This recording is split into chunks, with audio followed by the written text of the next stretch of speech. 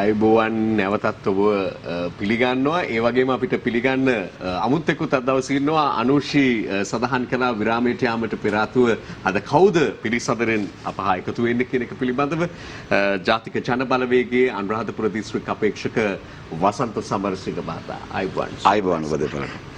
දැන් මේ කතාව හා පටන් ගන්නකොට ඔබ ඉන්නේ අනුරාධපුරයේ ඉඳලාමයි. ආවෙත් එහෙම වෙන්නේ නැති අද. එහෙම තමයි. ඔව්. ඉතින් මේ ආපු ගමනේ දැන් මේ වෙලාවේ මැතිවරණයක් තිබුණාට පහුගිය දිනවල නැවත වතාවක් මේ මැතිවරණේ තියාගන්න පුළුවන් වේද බැරි වේද කියන තැනට හිතන්න පවා වෙන තරම්ම කොවිඩ් වසංගත තත්ත්වය උග්‍ර වෙන්න පටන් ගත්තා. ඒ හමුවේ විශේෂයෙන් ඔබේ කලාපය කතා බහට ලක් වෙනවා. ඔබේ දිස්ත්‍රික්කයේ කතා බහට ලක් වෙනවා. අපි කැමැති දැනගන්න දැන් මේ පත්තරයට එන වාර්තාවලට අමතරව පැත්තේ තත්ත්වය ගැන ඒ පැත්තේ මේ වෙලාවේ වැඩිපුරම ඉන්න ඔබ තමයි දන්නේ හොඳින්ම. මොනවද අලුත් තොරතුරු මොනවද තත්ත්වය කොහොමද දැන් මේ පැත්තේ? ඔව් ප්‍රකීත් ස්තුතියි අපිට ආරාධනා කිරීම පිළිබඳව මේ උදෑසන සාකච්ඡාවට. ඔබ සඳහන් කළා වගේ මේ පහුගිය දවස්වල වගේම තවත් අනුරාධපුරයේ රාජාංගනේ ප්‍රදේශයේ තමයි මේක දෙවැනි මේ මතුවීම එනකොට විශේෂ අවධානයට ලක් වුණු ප්‍රදේශය. මේ වෙනකොටත් ප්‍රදේශ ගණනාවක් ලොක්ඩවුන් කරලා තියෙන්නේ. ඒ වගේම නිවාස 300කට වැඩි ප්‍රමාණයක් නිරෝධායනයට ලක් කරලා තියෙනවා. ප්‍රශ්නේ තියෙන්නේ දැන් මේ කටයුත්ත සිද්ධ වෙනවා ආරක්ෂකාංශ පාර වහලා තියෙනවා. ප්‍රාදේශීය ලේකම් කාර්යාලයේ මහත්වරු ග්‍රාම නිලධාරි මහත්වරු උත්සාහ කරනවා ඒ ජනතාවත් එක්ක යම් එයාගේ අපහසුතාවයන් වලට පිළිතුරක් සොයන්න. හැබැයි අපිට දැනෙන සහ බිමේ තියෙන දේ තමයි දැන් ජනතාව ගැන නොසලකා මැතිවරණයට දුවන ආණ්ඩුවේ ක්‍රියාමාර්ග හරහා බරපතල අනතුරක් අවදානමක් මිනිසුන්ට තියෙනවා. ඒ තමයි විශේෂයෙන් මේ PHI මහත්වරු මේ රාජකාරී වලින් ඉවත් වීම. ඒ ඉවත් වීම හරහා පහුගිය දිනක මලගෙදරක් සිද්ධ වුණා. ඒ කටයුතු අවසන් කරන්න PHI මහත්වරු ආවෙ නැහැ. ග්‍රාම නිලධාරි මහත්වරුන්ට මේ වැඩේ කරන්න සිද්ධ වුණා. ඒ වගේම දැන් දවස් දෙකකට කලින් අඳුනාගෙන තියෙන පොකුරට පිටින් තව රෝගියෙක් මුණ ගැහෙනවා. තවත් කලාපයක් මේකට යනවාද කියන ප්‍රශ්නේ. ඒ නිසා මේ තත්ත්වය යටතේ අනුරාධපුර දිස්ත්‍රික්කයේ ප්‍රදේශ ගණනාවක නිවාස ලොක්ඩවුන් කරලා තියෙනවා. ස්වයං නිරෝධායනට ලක් කරලා තියෙනවා. එතකොට ප්‍රදේශ කීපයක් රාජාංගනේ ලොක්ඩවුන් කරලා තියෙනවා. ඔබට පුළුවන් ද ඔබ දැනුවත් නම් මේ කොහෙද කියලා කියන්න පුළුවන්ද? රාජාංගනේ සිරිමාපුර හන්දිය තමුත් ඒගමින් දාලා රාජාංගනේ පාරේ යනකොට සිරිමාපුර හන්දිය සිට පහේ කනුව ඊට පස්සේ අංගමුව මේ ප්‍රදේශ රාජාංගනේ යාය 2 3 සහ අංගමුව සිරිමාපුර කියන මේ ප්‍රදේශ ඔක්කොම ලොක්ඩවුන් කරලා තියෙනවා. නිවාස 4000කට වැඩි ප්‍රමාණයක් මේ ප්‍රදේශවල තියෙනවා. එතනම නිවාස 300ක් පමණ තියෙන රාජාංගනේ මේ ස්වයං නිරෝධායනයට ලක් කරපු. ඊට අමතරව අනුරාධපුරයේ ප්‍රදේශ ගණනාවක මේ තත්ත්වය තියෙනවා. ඉතින් ජනතාවට දැන් ආණ්ඩුව කියලා තියෙන්නේ කොරෝනා එක්ක ජීවත් වෙමින් ඡන්දෙ දෙන්න කියලා. ඉතින් මිනිස්සුන්ටත් සිද්ධ වෙලා තියෙනවා මේ වෙලාවේ තමන්ගේ වගකීම බාර අරන් පරිස්සම් වෙලා වැඩ කරන්න හේතුව ආණ්ඩුවේ මැදිහත් වීම සහ ක්‍රියාමාර්ග අද ජනතාව අසරණ කරලා තියෙනවා. ඒ අසරණ කිරීම හැමුවේ මිනිස්සුන්ට හෙට දවස පිළිබඳ විශ්වාසයක් නැති වෙලා එදිනදා ජීවත් වෙච්ච මිනිස්සු පොලේ ගිහිලා රස්සා කරලා ජීවත් වෙච්ච මිනිස්සු දෛනික කුලී වැඩ කරලා ජීවත් වෙච්ච මිනිස්සු තමන්ගේ දරුවන් එක්ක තුන් වේල කාලා ඉන්න බැරුව අද ප්‍රශ්නයකට මුහුණ දීලා තියෙනවා. මමත් අපි රත්තරෝ සාහන සේවා බලකාය ප්‍රාදේශීය ලේකම් කාර්යාලයෙන් කරන ලද ඉල්ලීමක් අනුව ඔවුන්ගේ ආහාර ද්‍රව්‍ය සපයා දීම සඳහා අපිත් අපේ පැත්තෙන් දෙන්න පුළුවන් සහයෝගය ලබා දුන්නා. මේ පෙරේදත් අපි පොල්ගෙඩි 1500ක් ඒ ආයතනයට බාර දුන්නා ඒ ජනතාවට බෙදා දෙන්න. ඒ වගේ ප්‍රදේශයේ ජනතාව සහ රජයේ නිලධාරීන් යම් ප්‍රමාණයකට උත්සාහ ගන්නවා. නමුත් තත්ත්වය දවසින් දවස ඒ අය අසරණ කරලා තියෙනවා මේ තත්ත්වය නිසා. ඔව් දැන් ඔබතුමා PHI මහත්තුරු පිළිබඳව සඳහන් කරපු හේතුවෙන් දැන් මේ එතුමන්ලා පහුගිය දවසක පවත්වපු මාධ්‍ය හමුවේදී කාරණාවන් ගණනාවක් සඳහන් කරනවා.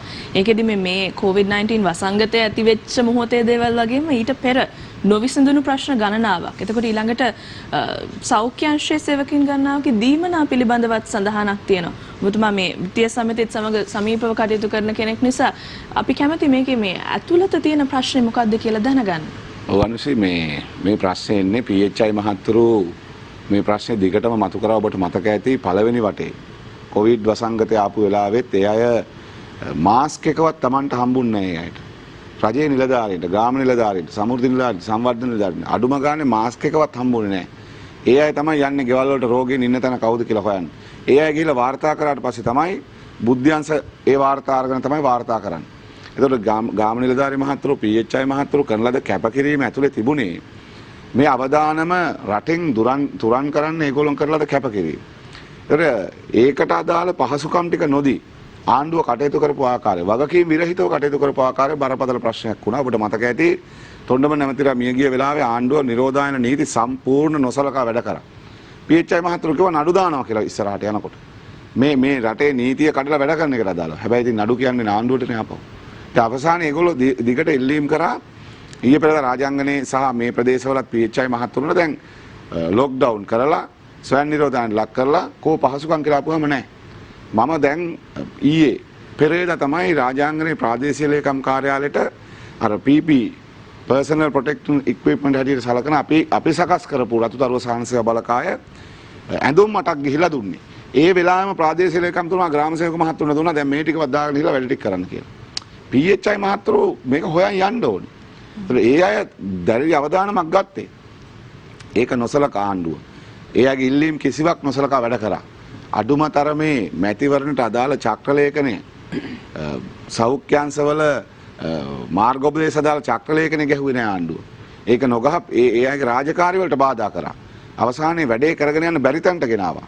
ඉතින් ඒ ගෙනාවට පස්සේ තමයි PHI මහතුරු මේ තමන්ගේ ඉතිහාසයේ තිබිච්ච ඉල්ලීම් ගණනාවකුත් සමගම මේ ප්‍රශ්නේ එකතු කරගන්නේ. ඒක මං හිතන්නේ අසාධාරණයි වුන් සාධාරණයි. ඔවුන් අතිශය දුෂ්කර කාර්යභාරක නියැලෙන. ඉස්සල්ලාම ඔවුන් යන්නේ ගෙදරට. ඔවුන් තමයි ඉස්සල්ලාම ගිහිල්ලා ලෙඩ්ඩු කවුද ආශ්‍රය කරේ කවුද හොයාගත්තේ කවුද කොහෙද ගියාවේ කියලා හොයාගන්න විස්තර. මේකම තමයි සෞඛ්‍යාංශ වලට කිව්වේ මේ සුව විරුව කියලානේ. සුව විරුව ඊයේ පෙරේදා වෙනකොට ද්‍රෝහියෝ වෙන්නලා තියෙන්නේ. ඇයි? ඒ අයට ලැබෙන්න ඕනේ අතිකාල දීමනා කප්පාදු කරලා. ඒවා ටික නොදී ආණ්ඩුව සද්ද වහලා ඉන්නවා. දැන් ඒ පහුගිය කාලේ මාස දෙක තුනේ තමන්ගේ අවදානම දරාන ගෙදර මිනිස්සුන්ගෙන් ඈත් වෙලා මේ වැඩේට මැදිහත් වෙච්ච මිනිස්සුන්ට අඩුම ගන්න මේ දීමනාව දෙන්න එපා. රටට ආධාර ලැබුණා රටේ මිනිස්සු සල්ලි දුන්නා. ඒ ජනාධිපති අරමුදල පැත්තක තියමුකෝ. ලෝකේ රටවල් ආධාර දුන්නේ මේ මිනිස්සුන්ගේ වැඩවලට උදව් කරා. ආණ්ඩුව සල්ලි අච්චු ගෙවුවා කෝටි 42000 මාස තුනට.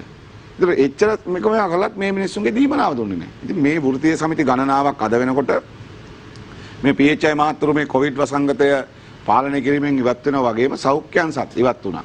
අපි දැක්කකට හේතුව රජයේ වෛද්‍ය නිලධාරීන්ගේ සංගමයක් මේක එකවරාවක් කිව්වා ආණ්ඩුව කඩේ වහලා තියෙන්නේ.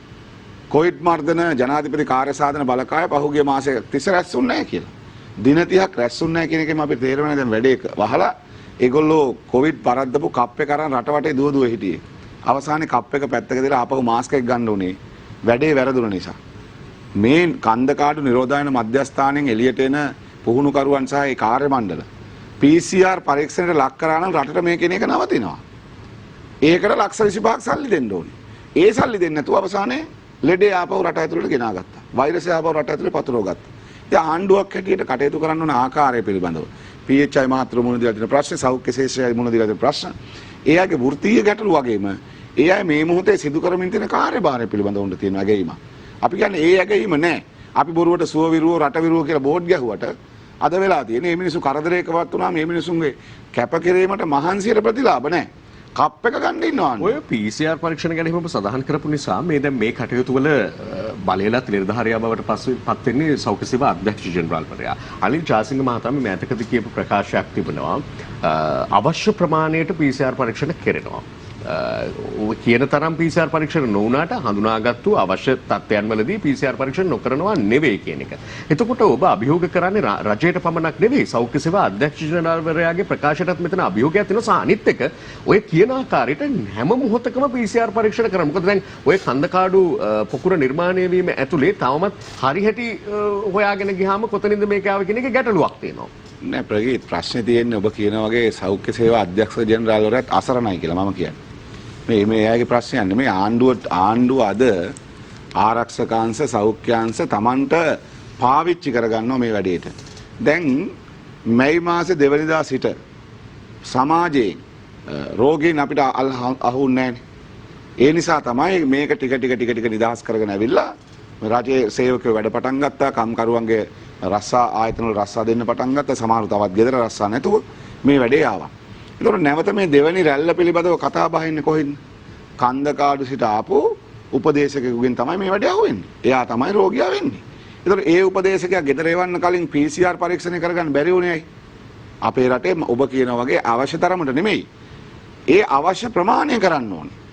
අවශ්‍ය තරම තීරණය වුණා. දැන් අද මොකද වෙලා තියෙන්නේ අපිට? අපිට දෙවනි වටේ ක්‍රැල්ලකට මුහුණ දෙන්න සිද්ධ වෙලා. කන්දකාඩු හිටපු 450 හරි 500 හරි මේ කාර්ය මණ්ඩලය හිටියේ රෝගීන් එක්ක. රෝගේ වැළඳිච්ච අය එක්ක. සමහර අයට වෛරසය ආසාදනය වුණා එක්ක. නෑ නේද? ඒ නිරෝධායන මධ්‍යස්ථානයේ නිරෝධායන මධ්‍යස්ථානට රෝගේ එන්නේ එහෙමනේ. ඒ නිරෝධායන මධ්‍යස්ථානයේ PCR පරීක්ෂණ කරන අය රෝගීන් බවට පත් වුණාම කොටසක් යවනවා අදාළ තැන් වලට. ඊටු අය ආපහු නිරෝධායන කරනවා. ඊතන නිරෝධායන මධ්‍යස්ථානයේ PCR පරීක්ෂණ කර කර තමයි මේ වැඩේ කරේ. ඒගොල්ලෝ තමයි රෝගීන් දැන් පිටරට ඉඳන් ආවන ශිෂ්‍යයෝ විදේශ රටවල් වල ඉඳන් කීප දෙනෙක් ගෙන්න ගත්ත ඒ අය යවුව දැම්මේ. ඊට අමතරව රටෙන් හඳුනාගත්ත ප්‍රදේශවල ජනතාව නිරෝධායන සඳහා යවපු තැනක් මේක. ඒතර එතන ඉන්න අයත් පරීක්ෂණ කර කර තමයි හොයාගත්තේ. කන්දකාඩු නිරෝධායන මධ්‍යස්ථානයේ අද රෝගීන් මෙච්චරයි අද රෝගීන් මෙච්චරයි කියලා. ඒක වෙනම කාරණාවක් නේ. අපි මේ කතා කරේ වෙන ඊට පස්සේ ප්‍රගීත් ඒකනේ. දැන් කන්දකාඩු නිරෝධායන මධ්‍යස්ථානයේ හිටපු පුහුණුකරුවට රෝගේ එන්න වෙන තැනක් තියෙන්න එපා. එයා ගෙදර ආවේ කන්දකාඩු පුනරුත්ථාපන මධ්‍යස්ථානය. ඒක නිරෝධායන මධ්‍යස්ථානයක් හැටියට පාවිච්චි කරන්නේ. නෑ නේක පුනරුත්ථාපන මධ්‍යස්ථානයක්. ඔව් පුනරුත්ථාපන මධ්‍යස්ථානය. ඒ කියන්නේ මද්ද්‍රව්‍ය වලට බැහැවුවන් පුනරුත්ථාපනය කරන පුනරුත්ථාපන මධ්‍යස්ථානය. එතකොට ඒ මධ්‍යස්ථානයේ හිටපු උපදේශකයෙක් එනකොට ඒ උපදේශකයාට රෝගය ඇතුල් වෙලා තියෙන්න පුළුවන් කොයින්ද? මෙතන ඉන්නේ. කන්දකාඩු පුනරුත්ථාපන මධ්‍යස්ථානට අරන් ගියේ නිරෝධායන කරන්න ඉන්න තමයි රටේ අරන් තැන් වල හිටපු. කියවුණු කාරණාව නම් උතනදී පුනරුත්ථාපන මධ්‍යස්ථානයේ හිටපු අයෙකුව නීතිමය කටයුත්තක් සඳහා කොළඹට රැගෙන එනවා. කොළඹ වැලිකඩ බන්ධනාගාරයට ඔහු රැගෙන එනවා. ඉන් අනතුරු ඔහු රැගෙන යාමෙන් පස්සේ තමයි මේ තත්ත්වය උද්ගත වෙන්නේ. හැබැයි ඒ නිසා අප දන්නා තරමින් නම් නිරෝධායන මධ්‍යස්ථානයේ සහ පුනරුත්ථාපන මධ්‍යස්ථානයේ සම්බන්ධුනේ නැහැ ඔබ කියන ආකාරයෙන්. නෑ ප්‍රගීත් කිසිම තැනක වාර්තා වුණේ නැහැ. ප්‍රශ්නේ තියෙන්නේ මේ දැන් ලෙඩේ ඇවිල්ලා ලෙඩේ යනවනේ මේ පුනරුත්ථාපන මධ්‍යස්ථානට. ඒතකොට ලෙඩේ යනකොට මේ බන්ධනාගාරයට ඇවිල්ලා ගියපු කෙනා මුණ ගැහෙනවනේ. එයාගෙන් රෝගේ වාර්තා වෙනවනේ. වාර්තා වුණාට පස්සේ අතන හිටපු පුනරුත්ථාපනය කරපු කෙනානේ මේ අරන් එන්නේ. එතකොට එයාව අරන් ආවට පස්සේ රෝගේ ආවා කියලා දැනුණාම එළියට. එතකොට මොකද කරන්න ඕනේ? මේ පුනරුත්ථාපන මධ්‍යස්ථානයේ හිටපු අයව පරීක්ෂණයට ලක් නොකරොත් එහෙම රෝගේ එළියට යනවා කියලා ආපහු අපි අලුතෙන් කියන්න ඕනේද? ඕනේ නැහැ. ප්‍රශ්නේ තියෙන්නේ දැන් රෝගියෙක් අඳුනා ගන්නවා එළියෙන් එතෙන්ට ආපු. එතකොට ඒ එළියට ආපු රෝගියාව අතෙන්ට අරන් යනකොට එතන හිටපු කට්ටිය පරීක්ෂාවට ලක් නොකරොත් මේ අරන් ගියපු කට්ටිය ආපු ගියපු කට්ටිය ලක් නොකරොත් රෝගේ කොහෙන්ද එළියට ආවේ? එතනනේ ප්‍රශ්නේ තියෙන්නේ. ඒක රෝගේ එළියට එන්නේ මෙතනින් තමයි. නැත්තම් දැන් බන්ධනාගාරයෙන් හම්බුණා කියලා කිව්වා. එතනින් ආවා කියලා අපිට කොහෙද අහුණා? අහුනේ නැහැ. නාවික හමුදා පොකුර ඉවර කරමින් යනවා කිව්වා. දැන් එතනින් අපිට ආපහු හම්බුණා? හම්බුනේ නැහැ. දැන් මේ එන්නේ කන්දකාඩු පුනරුත්ථාපන මධ්‍යස්ථානයේ හරහා සිදුවෙච්ච හොමාරුවක් ඇතුලේ ආපු රෝගෙ මෙන්නේ. එතනින් තමයි එළියට එන්නේ. ඒතර කන්දකාඩු වල හිටපු අය එළියට යන්න කලින් පරීක්ෂාවට ලක් කිරීම සඳහා මේ ඇහැක් තියෙන්න ඕනේ. ඒතකොට සෞඛ්‍ය අධ්‍යක්ෂ ජෙනරාල්වරයා කියනවා නම් ඇතිතරමට කරා කියලා රෝග එළියට එන්න විදියක් නැහැ. ඒ කියන්නේ මේක හැමතැනම කරන්න කියලා නෙමෙයිනේ මිනිස්සු කිව්වේ. ඔව් නමුත් උතනදී මේ ඔබ මේ සෞඛ්‍ය අධ්‍යක්ෂ ජෙනරාල්වරයා රජය කියන පරිදි කටයුතු කරමින් ඉන්නවා හා හැඟවෙන කතාවක් මෙතනදී කියනවානේ ඔහු යටත් වෙලා ඉන්න වෙලා තියෙනවා කියලා. අපි කොහොමද එහෙම කියන්නේ? කිසිම තැනක සෞඛ්‍ය සේවා අධ්‍යක්ෂ ජෙනරාල්වරයා අපි දැක්කේ නෑ රජය පාර්ශවයෙන් Tamanට බලපෑම් තියෙනවා. පීඩන තියෙනවා. කොහෙවත් කියන්නේ නැතුව ඔබ කොහොමද මේ තත්ත්වයක් මේක නිර්මාණය කර තත්ත්වයක් කියලා කියන්න පුළුවන්. තොණ්ඩමන් නැමැතිවරයාගේ මලගෙදර පැවැත්වුවාට පස්සේ සෞඛ්‍ය අධ්‍යක්ෂ ජෙනරාල්වරයා පැවැත්වූ සාකච්ඡා මතක නම් ඔබට තේරෙයි මේක. ඒ කියන්නේ මේ අවසානයේ ඔවුන් නිරුත්තර කරේ කවුද? ආණ්ඩුව. ගැසට් එක නැතුව මෙච්චර දවස් හිටියේ මොකක් නිසාද? ආණ්ඩුවේ ක්‍රියාමාර්ග නිසා. ඒතකොට ගැසට් එක නැතුව ඡන්ද කරන්න ගියාට පස්සේ සෞඛ්‍ය අධ්‍යක්ෂ ජෙනරාල්වරයා අසරණ වෙන්නේ නැද්ද? එයා කොහොමද කියන්නේ සෞඛ්‍යංශ වලට මේ අනුව නීතිය ක්‍රියාත්මක කරන අපි උපදෙස් දීලා තියෙන යන වැඩ කරන්න කියලා. වැඩ කරන්න බෑ ගැසට් එක නැහැ. ඒතර ගැසට් එක නැති වුණාට පස්සේ කවුද දැන් ආපහු මේක ගේන්න ඕනේ? මේ දෙවනි පොකුර පටන් ගන්නකම් මේ සාකච්ඡාවේ නෑ අයියේ. ඇයි ආවේ නැත්තේ? ඉතින් සෞඛ්‍යංශ වල නිර්දේශ අනුව කෝ ඡන්දේ තියන්න කියලා කියන්න එපා.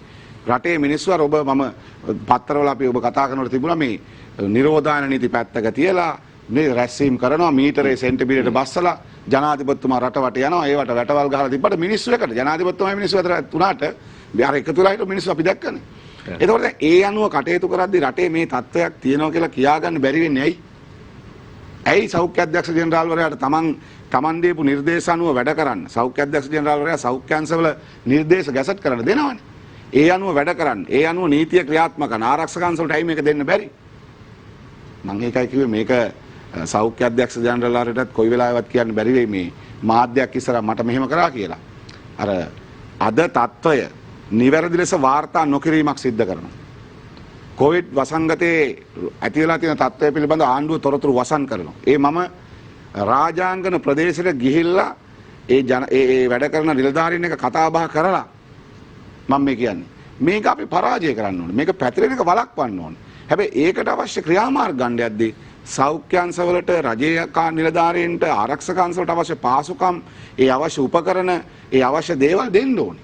දුන්නේ නැතුනම කොහොමද දැන් ලොක්ඩවුන් කරපුවාම මේක කරගන්න බෑනේ. ඒ නිසා සෞඛ්‍ය අධ්‍යක්ෂ ජෙනරාල්වරයා අද මේ තත්ත්වය පිළිබඳව කරුණු කියද්දී බිමේ තියෙන කරුණුයි ප්‍රකාශ කරන කරුණුයි අතර සෞඛ්‍ය පැත්තෙන් විතරක් නෙමෙයි මේක දෙන්නේ. ඔහුට පැවරිච්ච ලොකු කාර්යභාරයක් තියෙනවා. ඒතර අධ්‍යක්ෂ ජෙනරාල්වරයාට ගැසට් එක ආපහු හොයන්න ඕනේ ඇයි? ආණ්ඩුව එක නොකරපු නිසා. දැන් එයා කොයි වෙලාවත් කිව්වද ආණ්ඩුව මේක ගැහුවේ නැති එක වැරදි කියලා. එයාට කියන්න බෑනේ. දැන් ඒ ඊයේ දවසේ තත්ත්වය කියලා මං හිතනවා. ඒ කියන්නේ පහුවෙච්ච කාරණාවන් කීපයක්නේ. ඒ දැන් ඊළඟ පාර්ලිමේන්තුව ගැන අපි මම හිතනවා කතා කරන්න ඕනේ කියලා කොරෝනා පිළිබඳව කතා කරත් කොච්චර කිව්වත් ඊළඟ පාර්ලිමේන්තුවක් සඳහා මහමැතිවරණය පැවැත්වෙන නිසා 19 වෙනි සංශෝධනය පිළිබඳව මම දැක්ක ඔබතුමන්ලා පක්ෂයක් විදිහට තාම විවෘතව සඳහන් කරමින් ඉන්නවා 19 වෙනි ව්‍යවස්ථා සංශෝධනය මොනම හේතුවකටවත් අහෝසි කරන්න ඉඩ දෙන්නේ නැහැ කියලා. ඒ ස්ථාවරයේ ඔබතුමාලා ඉන්නවා කියලා. ඒ අතර අපි බලය ලබා ගන්න පාර්ශවයක් විසින් අරගෙන ආවොතින් සංශෝධනයක් හෝ අලුත් ව්‍යවස්ථාවක් 19 අහෝසි කරන්නට කියලා රටට වෙන්න පුළුවන් අහිතකර බලපෑමක් තියනවාද? ඔවනසේ 19 වෙනි ව්‍යවස්ථා සංශෝධනය අහෝසි කිරීම කියලා කියන්නේ 20 වෙනි සංශෝධනයක් ගෙනල්ලා මේ 19 වෙනි ව්‍යවස්ථා සංශෝධනයෙන් පසුව ගෙනීමට නියමිතව තිබිච්ච විජායක ජනාධිපතිවරයා අහෝසි කිරීමට අවශ්‍ය කටයුතු ටිකක් තමයි තියෙන්නේ දැන්. ඒතර 19 වෙනි ව්‍යවස්ථා සංශෝධනයෙන් රට අත්පත් කරගත්ත දේවල් ටිකක් තියෙනවා. මැතිවරණ කොමසාරිස්වරයාට බලය ලැබුණ නැත්නම් මාර්තු 19 වෙනිදා මැතිවරණේ කල් දාන්න අපේ රටේ මේට වඩා වෙනස් කතාවක් තියෙනවා. 19 වෙනි ව්‍යවස්ථා සංශෝධනයෙන් තමයි මේ කමිෂන් සභාවට අවශ්‍ය බලය දුන්නේ. ව්‍යවස්ථාදායක සභාව ඇති කරන්න, තනතුරු පත් කරන්න, මේ කටයුත්ත සිද්ධ කරන්න. හැබැයි අද මේ බොහෝ දේවල් වෙනස් වෙමින් යනවා. අදත් පොලිසිය ට්‍රාන්ස්ෆර් කරන මේ ඡන්දයක් අස්සේ. පොලිස් නිලධාරීන් මාරු කරනවා. උසස් වීම් දෙනවා. ආරක්ෂක අංශවල මේ වැඩේ කරනවා. රජයේ නිලධාරියෙකුට උසස් වීම් දෙන්න බෑ.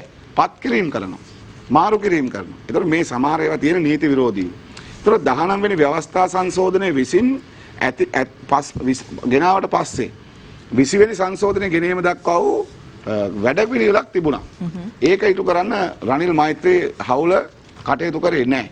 ඒගොල්ලෝ මේක ඇද ගිහිල්ලා අවසානයේ 19න් අත්පත් කරගත්ත දේවල් පිළිබඳව විවේචනයක් ඉදිරිපත් කරා. මේකේ තියෙන විවේචනය තමයි ජනාධිපතිවරයාට තියෙන බලතල, ඒ කියන්නේ විධායක ජනාධිපතිවරු අහෝසි කිරීම ඉලක්ක කරගෙන තමයි 19 වෙනි ව්‍යවස්ථා සංශෝධනය ගෙනාවේ.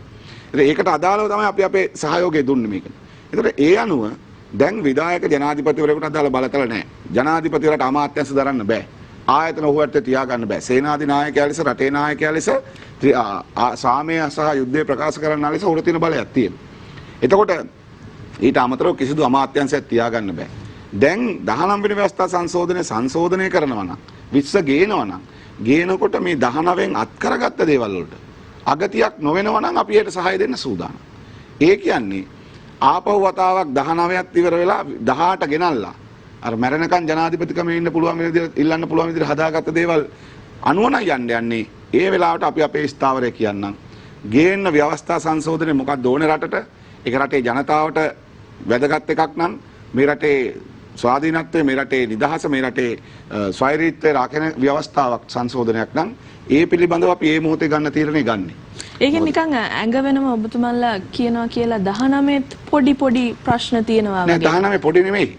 19 පොඩි නෙමෙයි. 19 වෙනි ව්‍යවස්ථා සංශෝධනය ගෙනාවට පස්සේ තිබුණේ 20 වෙනි සංශෝධනය ගෙනල්ලා විධායක ජනාධිපතිවරු අහෝසි කිරීම. ඒක කරේ නෑ. කොටස ඉටුනේ නෑ කියලා. ඒ නිසා 19 නෙමෙයි ප්‍රශ්නේ තියෙන්නේ. 19න් පසු ගෙන යුතු කල යුතු කාර්ය අවසන් කරේ නෑ. ඒ කාර්ය අවසන් කරන්න එනවනම් ඒ කාර්ය අවසන් කරලා තවදුරටත් ප්‍රජාතන්ත්‍රවාදය ශක්තිමත් කරන යන්න එනවනම් අන්න ඒකදී අපි සහාය දෙන්න සූදානම්. එහෙම නැතුව 19 අහෝසි කරලා ස්වාධීන කමිෂන් සභාව අහෝසි කරලා මේ රට ඇතුලේ අත්පත් කරගත්ත බොහෝ දේවල් අහෝසි කරන්න හදනවනම් අපි දකිනවා අපේ රටේ ජනාධිපතිවරයෙක් විසින් බලය පාවිච්චි කරමින් කරන වැඩ. අර මෛත්‍රීපාල සිරිසේන මහත්තයා යනකොටත් ගෙදර යනකොටත් දීලා ගියේ මේ අර මරදඬුව හම්බෙච්ච කෙනෙකුට නිදහස. එතෙන් සිට රාජ්‍ය ආයතන පාවිච්චි කරනට, දේපල පාවිච්චි කරනට, අමාත්‍යංශ නිලධාරීන් පත් කරන එකේ සිට සිදුවෙන දේවල් පිළිබඳව බොහෝ දේවල් වෙනස් කරන්න මැදිහත් වෙච්ච ව්‍යවස්ථා සංශෝධනය 19. ඒක පරිපූර්ණ කිරීම සඳහා අවශ්‍ය එකක් තියෙනවා 20. ඒක ගේනවා නම් විධායක ජනාධිපතිතුමා අහෝසි කිරීම සඳහා අපි ඒකට සහයෝගය දෙනවා. එහෙම නැති වුණොත් එහෙම අපි මේ මොහොතේ තියෙන තත්ත්වයන් එක ගනුදෙනු කරන්න සූදානම්. ඔබ මේ ස්වාධීන කොමිෂන් සභාව පිළිබඳව කතා කරා. එතකොට ස්වාධීන මැතිවරණ කොමිෂන් සභාවේ සභාපතිවරයා මහින්ද දේශප්‍රිය මහතා දැන් ඔය මේ දිනවල රිෂාඩ් බදියුදීන් හිටපු අමාත්‍යවරයා පිළිබඳව පාස්කු ප්‍රහාරය හා සම්බන්ධිතව කෙරෙන ප්‍රශ්න කිරීමවලදී ඔහු අදාළ කොමිසමට දැනුම් දීමක් කරනවා. මේ කාරණාව මේ කටයුත්ත මැතිවරණයට එහෙම නැත්නම් රිෂාඩ් බදියුදීන්ගේ මැතිවරණ ව්‍යාපාරයට බලපෑමක් විය හැකි එකක් නිසා ඒවා නවත්වන්නට ඕනේ කියලා. නමුත් අපිට මෙතන ගැටලුවක් තියෙනවා. අපි මේ කතා කරන්නේ මේ පිළිබඳ විවිධ දේශපාලනඥයෝ දක්වන අදහස් මත පදනම්ම නෙමෙයි. යම් දැන් අපේක්ෂකයෙකු අතින් වරද්දක් සිද්ධ වෙනවා. අයහපතක් සිද්ධ වෙනවා. එතකොට ඒවට නීතිමය ක්‍රියාමාර්ග ගන්න ඌව ප්‍රශ්න කරන්න ඒ පිළිබඳ සාකච්ඡා කරන්න මේ ඉවර වෙනකන් ඉන්න ඕනේද? ඒක ගැටලුවක් නැද්ද? නෑ ප්‍රගීත්, වැරදි කරපු මිනිස්සුන්ට නීතිය ක්‍රියාත්මක කරන්න මැතිවරණයක් තියනද නැද්ද කියන කාරණේ අදාළ නැහැ. ඒක රටේ නීතිය වෙන්න එපා. රටේ නීතිය ක්‍රියාත්මක කිරීමේදී නීතිය පාර්ශවීයයි ඒක නීතිය වෙනස් ආකාරයට හැරස්මන්ට් එකක් ලෙස ක්‍රියාත්මක වෙනවා කියලා දැනෙනවා නම් මැතිවරණ කොමසාරිස්වරයාට තියෙන අයිතිය පාවිච්චි කරන එක තව එකක්. ඒක එතකොට මැතිවරණ කොමසාරිස්වරයාට කියන්න පුළුවන්. හැබැයි අපේ රටේ නීතිය ක්‍රියාත්මක වීමේදී මම දූෂණ විරෝධී සම්විධානය හැටියට දාපු පැමිණිලි 144ක් තියෙනවා හිටපු රාජපක්ෂ පවුල් පාලනයට. හිටපු රනිල් මෛත්‍රී හවුලට දාපු පැමිණිලි 18ක් තියෙනවා. හැබැයි ඒ එක පැමිණිල්ලක්වත් ඇහෙන්නේ නැහැ. අත්අඩංගුවට ගන්න කියපු රවි කරුණානායකලා අද ආණ්ඩු හදන්න අරලියගා මන්දිරේ සාකච්ඡා කරමින් ඉන්නවා. මට තියෙන ප්‍රශ්නේ අපේ රටේ නීතිය නෙමෙයි. නීතිය ක්‍රියාත්මක කරන්න පාලකයා මැදිහත් වෙනවා. පාලකයාව මැදිහත් වෙන්නේ දේශපාලනිකව Tamanට හසුරව ගන්න පුළුවන් විදිහට මේව හසුරව ගන්න. නිසා මැතිවරණ කොමිසමට යම් කාරණයක් පිළිබඳ තීරණ ගන්න තියෙන අයිතිය මම ප්‍රශ්න කරන්නේ නැහැ. ඒ වගේම ඔබ කිව්වා වගේ මේ නීති විරෝධී වැඩ කරපු රටට අපරාධ කරපු ජාවාරම් කරපු හොරකම් මංකොල්ල කෑම් කරපු මිනිස්සු මැතිවරණ වල ඉදිරිපත් වෙලා තියෙනවා. ඉතින් එයාට නොමිනේෂන් දීපු මිනිස්සු මේකට වග කියන්න ඕනේ. සහ රටේ ජනතාවට මේ කාරණාවට එකග වෙන්න පුළුවන්. ඒ කියන්නේ දැන් ඔබ බාහිර පාර්ශවයක් ඔබ මේකට අදාළ නැහැ. මම අහන්නේ බාහිර පාර්ශවයක් විදිහට මේ මැතිවරණ කොමිසමේ සභාපතිතුමාගේ මේ ස්ථාවරත්වයත් එක්ක එකග වෙන්න පුළුවන්. මැතිවරණ කොමිසමට තියෙන අයිතිය අනුව මම විශ්වාස කරනවා මේක විතරක් නෙමෙයි. මේ පොලිසිය මාත්‍ර මාරු කරනවා. පොලිසිය නිලධාරීන්ට උසස් වීම දෙනවා. හමුදාවට උසස් වීම දෙනවා. හමුදා නිලධාරීන් මාරු කරනවා. CID එක මාරු කරනවා. පරීක්ෂණ කරන අය මාරු කරනවා. මේ බොහෝ දේවල් වෙනවා. ඉතින් මැතිවරණ කොමසාරිස්වරයා මං හිතන්නේ ඔය ඔක්කොම දකින්න ඕනේ කියලා. නෑ ඔබ උත්තරයක් දුන්නේ අරකට. මැතිවරණ කොමිසමේ සභාපතිතුමාගේ මේක ගැන නවත්වන්න කියන්නේ. ඔය එක මැතිවරණයක් තුල ඔහු දකිනවා නම් කෙනෙකුට හැරස්මන්ට් එකක් වෙනවා කියලා ඒක ඔබද මමද බදුර්දීන්ද රනිල් වික්‍රමසිංහද මහින්ද රාජපක්ෂද කියන එක අදාළ නෑ. ඒ කොමිසමේ තියෙන ස්වාධීන අයිතියක්. අපි ඒක ප්‍රශ්න කරන්න අපිට අයිතියකුත් නෑ. ඒක කොමිසමේ අයිතිය කොමිසිය පාවිච්චි කරනවා. ඉතින් කොමිසම අයිතිය පාවිච්චි කරද්දී පාර්ශවීයනෝයි පාවිච්චි කරනවා තමයි හොඳ. ඒ කියන්නේ මේක විතරක් නෙවෙයි අයිතුරු ඔක්කොම දකින්න අනිවාර්යෙන් ඔක්කොම දකින්න ඕන. හරි මේකත් එක්ක මතුවෙන තවත් කාරණාවක් තියෙනවා අපිට තව කතා කරන්න වසන්ත සමරසිංහ මහත්මයාත් එක්කත් බොහෝ දේ තිබෙනවා. එදෙමින් අපි පිළිසඳර එදෙමින් සිටියේ ජාතික ජන බලවේගයේ අනුරාධපුර දිස්ත්‍රික්ක අපේක්ෂක වසන්ත සමරසිංහ මහතාත් එක්ක පිළිසඳර පටන් ගන්න කලින් ඒ විරාමයට කලින් උදය ගම්මන්පිල මහත්තයා කියපු ප්‍රකාශයක් මම දැක්කා මේ අපි කිව්වා එක ඇමතිවරුන්ගේ කාර්ය සාධනය හා ජනාධිපතිගේ ප්‍රතිපත්ති ප්‍රකාශනය අඩංගු කරුණු ඉටු වෙනවාද බැලීමට තව සභාවක් පත් කරන්න ඕනේ කියලා. දැන් ඇත්තටම මේ ඊට පස්සේ මේ පසුවිපරුම් සභාවේ වල්පල ගලවන්න අපිට යන්න වෙවිද දන්නෙත් නෑ ප්‍රගීත්. නමුත් කොහොම හරි බොහෝ වෙලාවට මේ කාලේ පොරොන්දු අපි ඕනෑ තරම් දකිනවා සමරසිංහ මහත්තයා. ඔබතුමාලගේ පැත්තෙනුත් අපි දකිනවා අනිත් පාර්ශව සියල්ලෙන්ම. දැන් මේ පොරොන්දු ඉටු කරවා ගන්න අවසානයේදී ජනතාවට වෙනම අරගල කරන්න වෙනවා. ඒකට තව කට්ටියක් පත් කරගන්න වෙනවා. ඕක තමයි මෙච්චර කාලයක් කරමින් හිටියේ. දැන් තාම හැදිලා නැහැ රටේ ජනතාව. අනුසි මේ ඒ ප්‍රකාශයේ පිටිපස්සම තිරන්නේ තමන් වැඩේ කරලා නැහැ කියලා. ගම්මන්පිල මහත්මයා මේ කියන්නේ අපේ දානේ වුණු සුවර් නැහැ. වැඩ පිළිවෙල සුවර් නැහැ. ඒක බලන්න පසුවිපරම් සභාවක් දාන්න ඕනේ කියලා. ඉතින් ජනතාවට තමයි දැන් තීරණය ගන්න තියෙන්නේ. මේගොල්ලෝ 70 අවුරුද්දක් තිස්සේ රටට උරුම කරලා දීපු ශේෂපත්‍රය දිහා බැලුවා නම් ඒක තමන්ගේ පෞද්ගලිකව තමන්ට බලපාලා තියෙන හැටි කොහොමද රටට බලපාලා තියෙන හැටි කොහොමද කියලා බැලුවා නම් මේක පසුවිපරම් කරා කියලා මොකද්ද ලැබෙන්නේ? ඉතින් වැඩ බැරි මිනිස්සු අවුරුදු 72ක් තිස්සේ අපේ රට ණය කන්දක් ගොඩ ගහලා තියෙනවා. හැම කෙනෙක්ම ගිය දෙසැම්බර් මාසේ 31 වෙනිදාට 6,50,000ක් ණයයි. 6,50,000කට ආසන්න මුදලක් ණයයි. එක පුද්ගලෙක්. ඒක පුද්ගල ණය. ඒ අපේ රටේ පවුල් ලක්ෂ 22ක් රජයේ සහනාධාර ලැබ දිලිඳු පවුල්. රුපියල් 1000ක් ගන්න පොර කාලා මැරිච්ච අම්මලා 3 දෙනෙක් පිළිබඳ කතාව පහුගිය කල ඇහුවා. දරිද්‍රතාවයේ ප්‍රමාණය මේ අපිට කියන්නේ. අද අපේ රටේ මිනිස්සු ලක්ෂ 15ක් මැද පෙරදිග කලාපවල ඉන්නවා කුස්සිවල උයන්න වළං හොදන්න යවලා තියෙනවා අපේ රටේ අම්මලා අක්කලා. අද රස්සා නැති වෙච්ච 60000ක් ලංකාවට එන්න බලන් ඉන්න ඒගොල්ලෝ ගෙන්න ගන්නේ නැහැ. මේ අපේ අර එයාපෝට් එකේ යනකොට බෑග් එකෙන් ඇදලා ඉන්ෂුරන්ස් එක දාන රුපියල් 7500ක් කරා. අද කෝයි රක්ෂණ අද මේ මිනිස්සුගේ ආරක්ෂාව කො. ඉතින් අද මේ අසාර්ථක වෙච්ච රාජ්‍යයක අසාර්ථකත්වයට පත් කරපු නායකඳු ගොඩ ගහපු මිනිස්සු අද ආපහු කියන ඊළඟ ආණ්ඩුවට ආණ්ඩුව ආපුවාම කැබිනට් එකේ වැඩ ටික බලන්න ආපහු පසුවිපරම් සභාවක් හදන්න ඕනේ. ආණ්ඩුවකට වැඩපිළිවෙලක් නැහැ කියලා තමයි මේ කියන්නේ. අය පසුවිපරම් සභාව හදන්න ඕනේ නැහැ. තමන් අධ්‍යාපනයට කරන්නේ මොකද්ද? සෞඛ්‍ය මොකක්ද තමන්ගේ අරමුණ? තමන් කෘෂි කර්මාන්තේ මොකක්ද අරමුණ? තරුණ රැකියා අභියුක්තේ මොකක්ද කරන අරමුණ? අපේ සංචාරක ව්‍යාපාරේ අපේ සංස්කෘතික උරුමයන් එක ගැට ගැහිච්ච එකක්. ඒක කොහොමද අපි ගොඩනගන්නේ? ඒකට කොහොමද ආකර්ෂණයක් හදන වැඩපිළිවෙලක් හදන්නේ කියලා වැඩපිළිවෙලක් තියෙනවා නම් ඒක කරන්න ඕන වෙන සභා නෙමෙයි. අමාත්‍යංශ කාර්යසාධන බලකාය එහෙම නැත්නම් අමාත්‍යංශයේ පාර්ලිමේන්තුවේ තියෙනවා අමාත්‍යංශ කාරක සභා මේ වහරා මේවා චෙක් වෙනවා. හැබැයි පහුගිය කාලේ අපි දැක්කා මුදල් අමාත්‍යංශයේ කාර්යසාධන බලකාය සමාවෙන් මුදල් අමාත්‍යංශයේ අමාත්‍යංශ උපදේශක කාරක සභාව රැස් කරන්නේ නැහැ. ඇයි? ප්‍රශ්න වලට උත්තර දෙන්න බෑ. මුදල් ඇමති මහින්ද රාජපක්ෂ මහත්තයා ඉන්නවරත් මේකයි දැනුත් ඒක එහෙමම තමයි. ඒ කියන්නේ ඒක පාර්ලිමේන්තුවේ වගකීමක්. ඒතර පාර්ලිමේන්තුවේ වගකීම තමයි ඒ අමාත්‍යංශවල මුදල් වෙන් කරන. ඒකට තමයි අයවැයක් ඉදිරිපත් කරන්නේ. ඒතර අයවැය ඇතුළේ ඒ කාර්යසාධනය සිද්ධ වෙන්නේ නැත්තම් කරන්න ඕනේ මොකක්ද? සිද්ධ නොවන මිනිස්සු ගෙදර යවන්න එපා. අපේ රටේ තියෙන සිද්ධ නොවන මිනිස්සු මෙතනින් අයින් කරලා තව තැනකට දාන්න. එතනත් ඒකමයි. ඒ නිසා මේ කියන්නේ දැන් නොකර වෙදකම් වලට කෝඳුරු තෙල් හොයන්නත් අපි ලෑස්ති. ඒ නිසා අපි මේ කෝඳුරු තෙල් ටික හොයලා දෙන්නම් කියලා මේ ගම්මන් පෙළලා කියන්නේ. ඒ අපි රටේ ජනතාවට කියනවා මේවට අහු වුණොත් එහෙම තව අවුරුදු 5ක් යනකම් කියන්න වෙන්නේ මේ අයිට බෝම්බ ගහන මිනිස්සු වන්නන මිනිස්සු කල්පනා කරේ.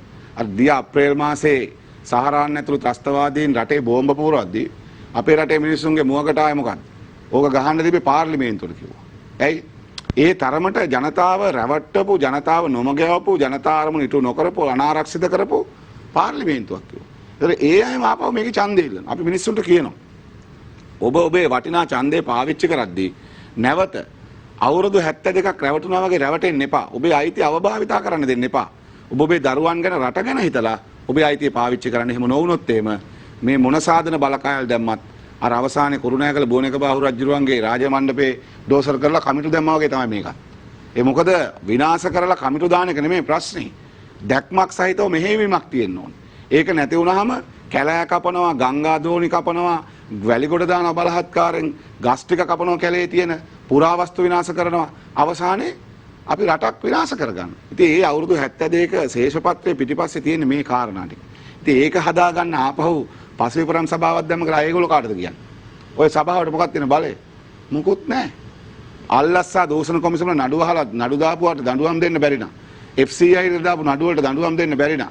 අපේ රටේ නීතිය ක්‍රියාත්මක වෙන අවස්ථාව දෙන්නේ නැත්තම් රටක් හැටියට අපි අද කොහෙද ඉන්නේ කියලා ජනතාව තේරුම් ගන්න තියෙනවා. අපි ඒ නිසා කියනවා මාලිමාවෙන් මෙවර අපි ඉදිරිපත් කරලා තියෙන වැඩපිළිවෙල පහුගිය ජනාධිපතිවරණයත් සමග මේ රටේ ජනතාවගේ අරමුණු ඉටු නොකරන පාර්ලිමේන්තුවක් තුළ ජනතාව නියෝජනය කරන සැබෑ විපක්ෂයක් හදන්න. ඒ විපක්ෂයට නායකත්වය දෙන්න ජාතික ජනබලවේගයේ සූදානම් බය නැති නඩු නැති හීලා වෙන්නේ නැති විපක්ෂයක් හදාගන්න ජනතාවට ඡන්දය දෙන්න තියෙන මාලිමාව විතරයි. ඒස අපි කියනවා මේ කොයි සභාව හදනටත් වඩා ශක්තිමත් වෙන්න ඕනේ විපක්ෂයේ කාර්යභාරය. ඒක ශක්තිමත් කණ්ඩායමක් ලෙස මාලිමාවේ වැඩි පිරිසක් පාර්ලිමේන්තුවේ වන්න මේක මේට වඩා කොහොමද කරන්න කියලා අපි කියලා දෙන්න. ඔය අන්තිමට හීලා වෙන්නේ නැති කතාව කියපු නිසා මම එතනින් පටන් ගන්නම් ඊළඟ ප්‍රශ්නය අහන එක. පෞද්ගලික කාලේ ඔබේ නායකතුමාටත් ජනතා විමුක්ති පෙරමුණේ ජාතික ජන බලවේගයේ තිබුණ ලොකු චෝදනාවක් තමයි හීලා වුණා කියලා UMP එක හැමුවේ රනිල් වික්‍රමසිංහ මහත්තයාම හීලා වුණා කියලා තුමා. ඉතින් එහෙම තියෙද්දි කොහොමද ඔබ හීලා වෙන්නේ නැති කියන කතාව කියන්නේ කියන එක අපිට ගැටලුවක් තියෙනවා. චෝදනාවක් තියෙනවා කියලා කියනවා. සහ මේක මේ චෝදනාව කියන එක මෙහෙම අපි කියමුකෝ පාර්ලිමේන්තුව තුළ සිද්ධ වෙච්ච සුවිශේෂ අවස්ථාවලදී යම් යම් මනපනත් සංශෝධන කෙරෙද්දී ඒ අවස්ථාවල ඇසුරුණු සහ ඒ අවස්ථාවල කරා කියලා කියන අවස්ථාවක් කිව්වොත් මට උත්තර දෙන්න පුළුවන්. පාර්ලිමේන්තුව ඇතුලේ 2015 පෙබරවාරි මාසේ 27 බැඳුම් කර වංචාව සිද්ධ වෙලා රනිල්ලා රවිලා එකතු වෙලා මහ බැංකු බැඳුම් කර වංචාව සිද්ධ වෙලා ඉස්සරලම් පාර්ලිමේන්තුවේ කතා කරේ අනුර දිසානායක සර් මාර්තු මාසේ 13. එදා සිට අපි අපේ කාර්යභාර විපක්ෂයට කරා. ඔය සමහරු චෝදනා කරන්නේ මොකද්ද? තමන්ගේ අරමුණට නොවුනට පස්සේ තමන් වෙනුවෙන් කඩේ නොගියට පස්සේ ඒගොල්ලෝ හිතනවා මේ අපි රනිල්ට කඩේ ගියා කියලා. එක තැනක් කියන්න පුළුවන් නම් මොන පනත සංශෝධනය කරද්දී දාන්නුවට ඕන විදිහට කටයුතු කරලා තියෙන්නේ. මොන පනත ගේද්දිද අපි ඒ වෙනුවෙන් සහයෝගය දීලා තියෙන්නේ. නෑ. එක්සත් ජාතික පක්ෂ ආණ්ඩුවටත් මෛත්‍රීපාල සිරිසේනගේ කණ්ඩායමටත් ඒ හිටපුච්ච රනිල් මෛත්‍රී හවුලටත් පැවතිච්ච රාජපක්ෂ පවුලටත් විරුද්ධව විවේචනය චෝදනාව සාක්ෂි සහිතව ඉදිරිපත් කළ අපි ඒවා පාර්ලිමේන්තුවේ කියලා තියෙනවා. ඒ නිසා ඒවට නේද අකමැතිව ඒ වගේ රිදුනහම ඒ රිදිච්චාම අපි කොහාටද හේතු කරන්න හදනවා. ඉතින් මහින්ද රාජපක්ෂ මහත්තයා අවුරුදු 3ක් ඡන්දෙ දුන්නේ නැහනේ අයවැයට විරුද්ධව. ඇයි පැනලා ගියේ පාර්ලිමේන්තුවේ? ඔය නඩු තියෙන සමහර අය රට ගියේ අයවැය වෙන වෙලාවල් වල. ඇයි ඒ තමයි ඩීල්. දැනුත් තියෙන්නේ ඩීල්. දැනුත් මේ UN එකත් එක්ක උදලා ආණ්ඩුව හදන්න යන්නේ. නිසා අපිට ඩීල් කියලා මිනිස්සුන්ට අපි කියනවා. රවී කරුණානායකලා අත්අඩංගුවට ගන්න දෙන්නේ නැතු ඩීල් දැම්මේ කවුද? රනිල් වික්‍රමසිංහලා ප්‍රධාන චෝදිතේ අත්අඩංගුවට ගන්න දෙන්නේ නැතු ඩීල් දාලා දැන් ආරක්ෂාව දීලා තියෙන කවුද? අපිද? අනුර දිසානායකද? නෑ. මේ තමයි අර කණ්ඩ බැරි වුණාම ඒගොල්ලෝ කබර ගෝයා තල ගෝයා කරගන්නවා අවසානයේ අපිව චෝදනාවට ලක් කරන්න හදනවනේ. එක තැනක් කියන්න අපි සහාය දුන්නා කියලා කියනවා. හරි අපි මෙහෙම කතා කරමුකෝ එහෙමනම් ඔබ කතා කරන ආකාරයෙන් සහ ඔබේ පක්ෂය මේ රටේ දේශපාලනය තුල හැසිරෙන ආකාරය ගත්තාම බොහොම දැක්මක් සහිත රටේ අනාගතය ගැන හිතන පාර්ශවයක් බව තමයි හඳුන්වන්නේ. ඔබේ හැඳින්වීම තුල එහෙම තියෙන්නේ. හැබැයි ඒ වුණාට පහුගිය රජයේ පත් කර ගැනීමේදී ඔබේ දායකත්වයක් නොතිබුණා කියලා අපිට කියන්න බෑනේ. සමහර තැන්වලදී අපි ඔය ප්‍රශ්න අහද්දි කියලා තියෙනවා ආණ්ඩුව පත් කරේ. රජේ නෙමෙයි. ජනාධිපතිවරයා පත් කර ගැනීමේදී පැවතිච්ච පෞල් පාලනය වෙනස් කිරීමට අවශ්‍ය මැදිහත් වීම අපි කරා. හරි. ඒ මෛත්‍රීපාල සිරිසේන ජනාධිපතිවරයා පත් කරද්දී. ජනාධිපතිවරයා පත්වීමත් එක්ක නිර්මාණය වන රජය තුල වෙච්ච ගැටලුවලදී ඒ ජනාධිපතිවරයා එක පැන නැගුණු ගැටලුවලදී ඔබට යම් වගකීමක් එතකොට නැද්ද? ඒ කියන්නේ මෙහෙමනේ ප්‍රගීත් දැන් 2015 තිබිච්ච ජනාධිපතිවරණයෙන් පස්සේ ඊට පස්සේ ඉන්නේ 2015 අගෝස්තුවේදී තියෙන මහමැතිවරණය. එතකොට ඒ අගෝස්තුවේදී තිබිච්ච මහමැතිවරණය එනකම් පාර්ලිමේන්තුවේ 144ක් රනිල් වික්‍රමසිංහ මහත්තයාට දීලා මහින්ද රාජපක්ෂ මහත්තයා ගියානේ මැදමූලකට. ඒක අපේ වැරද්දක් නෙමෙයිනේ. 144ක් පාර්ලිමේන්තුවේදී ඒක මෛත්‍රීපාලට කොටසක් දීලා රනිල් වික්‍රමසිංහ මහත්තයාත් එක්ක ආණ්ඩු කරන්න කියලා ගෙදර ගියේ කවුද? අපේද? නැහැ. ඒ නිසා ඒ ආණ්ඩුවේ මොනවා හරි වැරද්දක් වෙච්ච තැනක අපි මැදිහත් නොවුණා නම් ඒක අපිට කියන්න. ඒක අපි විශ්වාස කරනවා 2015 ජනවාරි සිට රටේ වෙච්ච හැම සිදුවීමකදීම අපි අපේ කාර්යභාරය ඉටු කරලා තියෙනවා. ඒක අපි රනිල්ටවත් මහින්දටවත් මෛත්‍රීටවත් කඩේ ගිහිල්ලා නැහැ. වැරද්ද කරේ මෛත්‍රීට අපි මෛත්‍රීට වැරද්ද කියලා කියලා තියෙනවා. ඒ විතරක් නෙමෙයි ජනතාවට කියලා තියෙනවා. නඩු දාන්න ඕන තැන්වල අපි නඩු දාන්න කටයුතු කරලා තියෙනවා කරපු වැරදි වලට ආණ්ඩුව. ඒ නිසා අපි මෛත්‍රීපාල සිරිසේන ජනාධිපතිවරයාගේ මැතිවරණ ව්‍යාපාරයට ඔහු ජනාධිපති කිරීමේ මැතිවරණ ව්‍යාපාරයට අපි වක්‍ර සහයෝගය දුන්නා. ඒක හරි. හැබැයි ඒ දුන්නට අපි කිව්වේ නෑනේ බැංකු කඩන රකින්න කියලා. අපි කිව්වේ නෑනේ මහදවල් මංකොල්ල හැබැයි නමුත් ඔබ අපේක්ෂා කළ ප්‍රතිඵලයේ ජනතාවට ලබා දෙන්න නොහැකි වීම ඇතුලේ ඔබේ අසාර්ථකත්වයක් පේන්නේ නැද්ද? ඒක අපි නෙමෙයිනේ අසාර්ථක. පත්තුනේ මෛත්‍රීපාල සිරිසේන මහත්තයා ජනාධිපති. අපි රටේ ජනතාවට ඔබ තෝරාගත්තු පාර්ශවයේ සහායද? අපි හරි. තිබිච්ච පාර්ශවයේ ඊට වඩා හොඳ නැති නිසා තෝරගන්න. දැන් අන්තිමට හොඳ වුණාද මේ ඊට පාර්ශවය? ඒක නිසා තමයි ජනතාවට අපි කියන්නේ මේ දෙගොල්ලොම පැත්ත මාරු කර හොරු රකිමින් ඉන්නවා. මෛත්‍රීපාල සිරිසේනලා රනිල් වික්‍රමසිංහලා ඇවිල්ලා හොරු එක්ක හුරතල් වෙ විඳලා අවසානයේ බැංකු කඩලා මාට්ටු වෙලා බැංකු කඩපෙවුන්ගෙන් සල්ලි අරන් මාට්ටු වෙලා දාපු ජනාධිපති කොමිසමේ පිටු 106ක් අරන් ගෙදර ගියේ මෛත්‍රීපාල සිරිසේන මහත්තයා. ඇයි? හොරකම් කරපු අහුවෙච්ච නිසා. ශ්‍රී ලංකා එකේ UN එකේ පොහොට්ටුවේ මෛත්‍රීපාල සිරිසේන බෑනලා දුවලා සල්ලි ගත්ත අහුවෙච්ච නිසා. ඒවා තියෙන වාර්තාවේ. ඒ නිසා අපි ජනතාවට කියන්නේ එදා මිනිස්සු මේ රටේ පැවතිච්ච ගොඩනැගෙමින් ආපු ඒකාධිපති පෞල් පාලනය වෙනස් කරන්න 2015 මිනිස්සුන්ට ඡන්දෙ දෙන්න කිව්වා. මහින්දලාව පරද්දන ඡන්දෙ දෙන්නකෝ. ඒක අදටත් අපි විශ්වාස කරනවා හරි. ඒක එතනින් නැවතුනේ නිසා තමයි. එහෙම නැත්නම් ගොඩනැගෙමින් තිබිච්ච පෞල් පාලනය ඇතුලේ අපි අදටත් දකින අපේ රටේ ජාතික නාලිකාවල පොඩි දරුවන්ගේ උපන්දින වලට හදපු සින්දු කියන්න පුළුවන් වෙන්නේ කොහොමද? සල්ලි දීලා නෙමෙයි. රටේ සල්ලි අරන් මේ රොකට් යවන ටිකට් ගැහුවේ කොහොමද? රොකට් වල කොඩි ගැහුවේ කොහොමද? රොකට් සයන්ස් කරලාද නැහැ. නිසා රටේ මිනිස්සුන්ට රටට කරපු හානි ටිකක් තිබුණා. ඒවත් එක්ක තමයි අපි මේ ගොඩනැගෙමින් තිබිච්ච පෞල් පාලනය ඇතුලේ මේ රටේ නීති අතට අරගෙන ෆයිල් ටික හංගන මම නෙමෙයි. මහින්ද රාජපක්ෂ මහත්තයාම පෙරදුනාට පස්සේ කිව්වා අපිට වැරදුනා. අපි නීතිය ක්‍රියාත්මක කරේ නැහැ. දඬුවම් දුන්නේ නැහැ. හොරා කාපියුන් රැක්කා කියලා. ඒතර ඒක පරද්දන එක වැරදිද? වැරදි නෑ.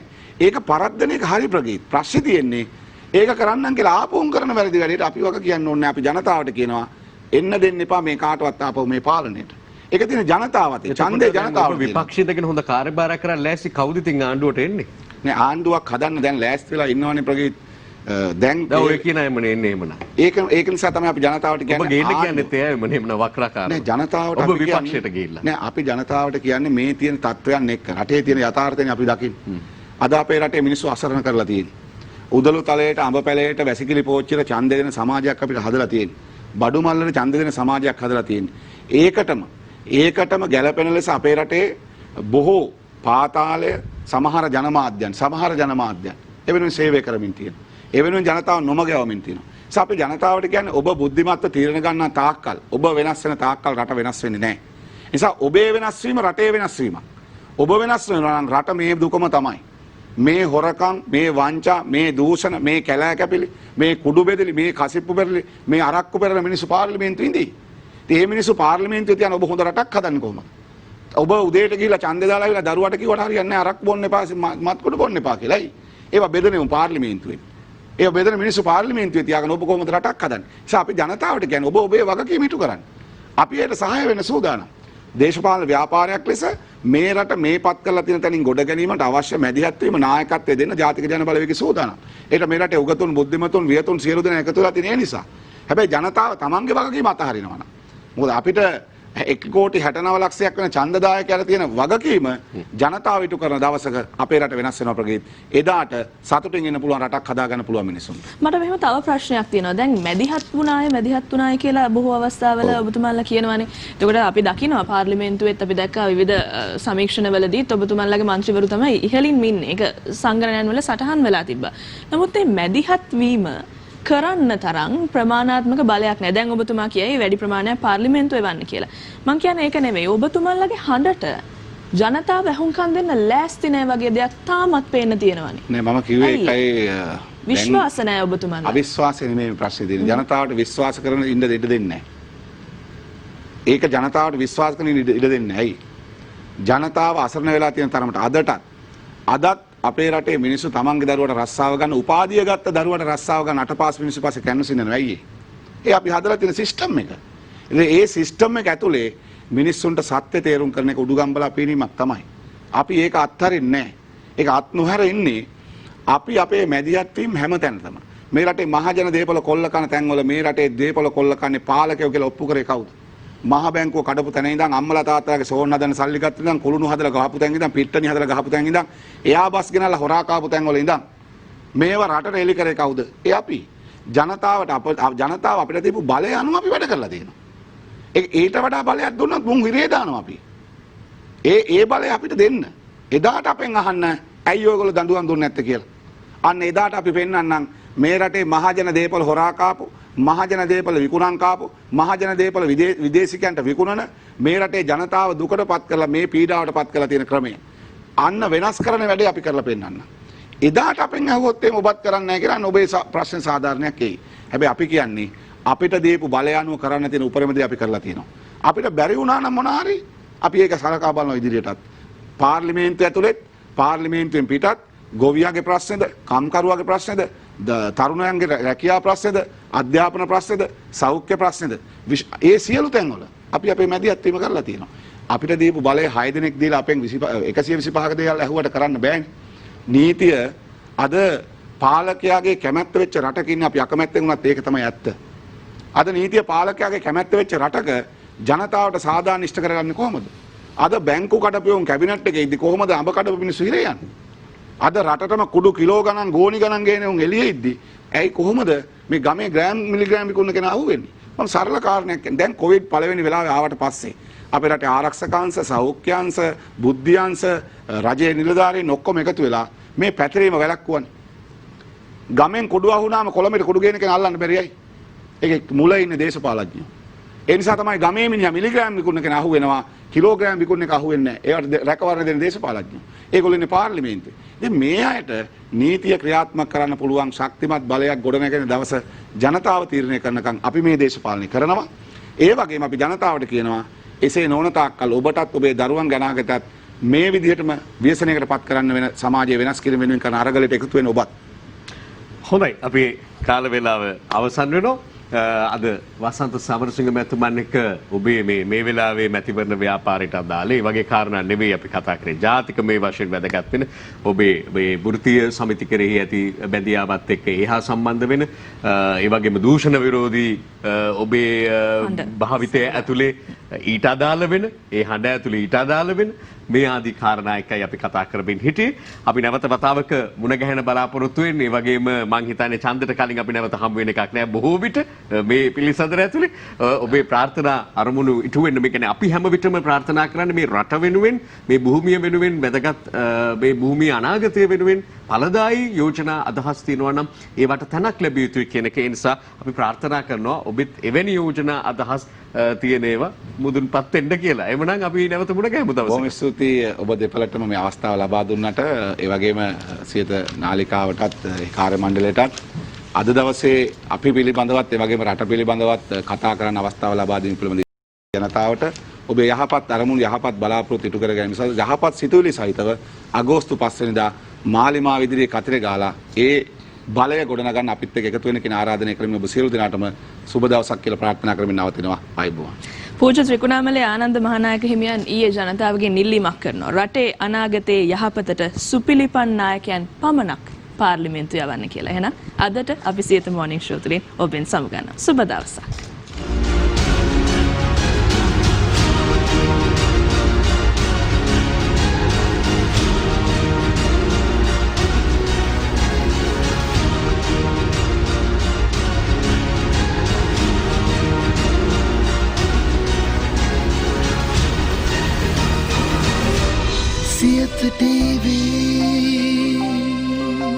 දිනපතා අලුත් වීඩියෝ සහ ප්‍රවෘත්ති නැරඹීමට ඉහත බටන් එක ක්ලික් කර සියත TV සබ්ස්ක්‍රයිබ් කරන්න.